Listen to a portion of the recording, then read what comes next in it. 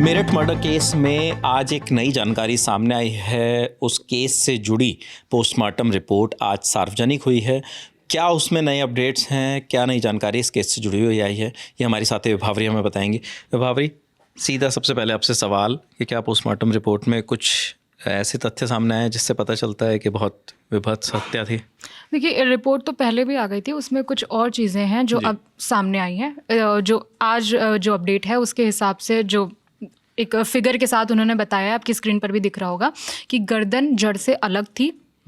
दूसरा, दोनों हाथ भी शरीर से अलग थे, हाथ भी कलाई से अलग थे और शरीर पर 5 चोटों के निशान हैं, 5 बड़ी चोटों के निशान हैं। और जो कॉज ऑफ डेथ बताया गया है पोस्टमार्टम में, वो बताया गया शॉक एंड हैमरेज, मतलब खून का बहुत ज़्यादा ब्लड लॉस हुआ है। और इसके अलावा बॉडी पूरी तरह से डिकम्पोज थी, चेहरा सूजन थी पूरे चेहरे पर।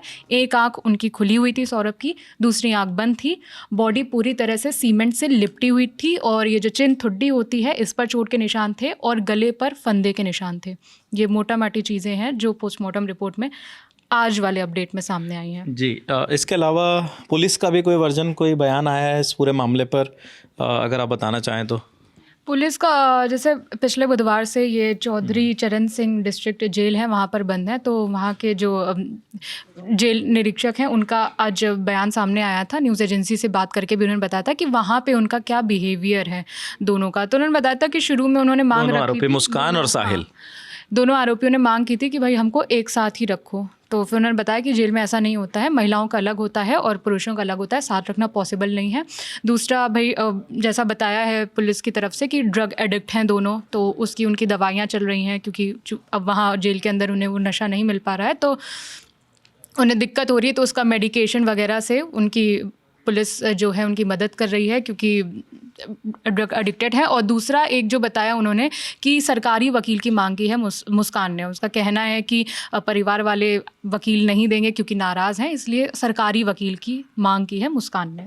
इस पूरे मामले में पुलिस की जांच कहाँ तक पहुँची है, ये भी कोई जानकारी हमारे सामने भी आ रही है? नहीं, एएसपी मेरठ हैं अंतरिक्ष जैन, उन्होंने बताया है कि इन्वेस्टिगेशन तो खैर अभी भी चली रही है, लेकिन उन्होंने 10 से 12 लोगों के बयान दर्ज किए हैं जो डायरेक्टली इस केस से इन्वॉल्व हैं। कई सारे हैं लेकिन जो डायरेक्टली इन्वॉल्व हैं उनमें से 10 से 12 लोग हैं, उनके बयान लिए हैं। और उस वहाँ पे भी डेट डाली है जहाँ से इन्होंने दवा खरीदी थी, मतलब जहाँ से ड्रग खरीदा था उस स्टोर पर जाकर भी उन्होंने बात की है। जी, ये बातचीत वहाँ भी हुई है। इसके अलावा बातचीत उन लोगों से भी की गई है जिन्होंने ड्रम दिया था, उन दुकानदारों से भी बात की गई है जहाँ से चाकू ख़रीदा इन आरोपियों ने। साथ ही साथ उस ड्राइवर की कॉल रिकॉर्ड्स भी ली गई हैं जिनके साथ साहिल और मुस्कान गए थे। कई और लोगों के परिवार वालों से बात हुई है, आरोपी के, पीड़ित के। तो पूरा मामला ये है, और जिस तरीके से पोस्टमार्टम रिपोर्ट में चीज़ें सामने आई हैं तो ये साफ समझ में आता है कि किस निर्दयता के साथ, कितना ब्रूटली इस घटना को अंजाम दिया गया है।